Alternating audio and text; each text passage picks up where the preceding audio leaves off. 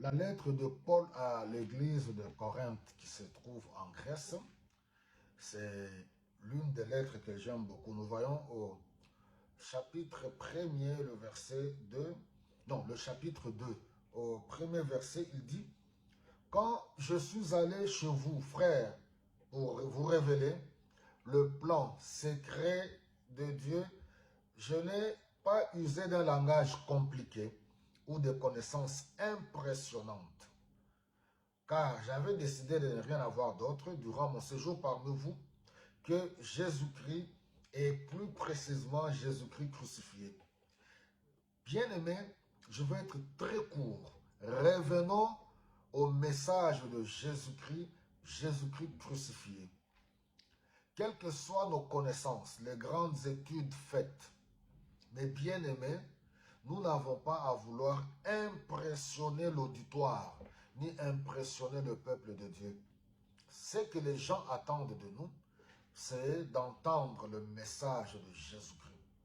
Jésus qui sauve, Jésus qui libère. Vous savez pourquoi? Parce que la ville de Corinthe, en Grèce, c'était une ville où il y avait l'idolâtrie, où il y avait toutes sortes de l'immoralité, débauche, orgie, philosophie.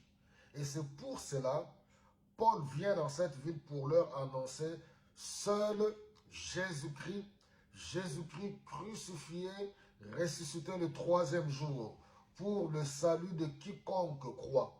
Alors aujourd'hui encore, dans nos communautés, j'aimerais nous interpeller, nous les serviteurs de Dieu. Nous n'amenons pas, nous ne nous tenons pas devant le public, devant les gens pour leur parler de nous. Bien sûr, il faut faire la différence avec les témoignages. Oui, ça c'est autre chose. Mais dans tout ce que nous faisons, que Christ soit glorifié. Nous ne venons pas prêcher, oui, parler de nos biens matériels, de nos avoirs. Oui, faire toujours la différence avec les témoignages. Nous ne venons pas prêcher, oui, parler de nos enfants, de nos épouses, commencer à faire des éloges pour les femmes, faire des éloges sur leurs hommes, les hommes faire des éloges sur leurs épouses. Venons prêcher Jésus-Christ.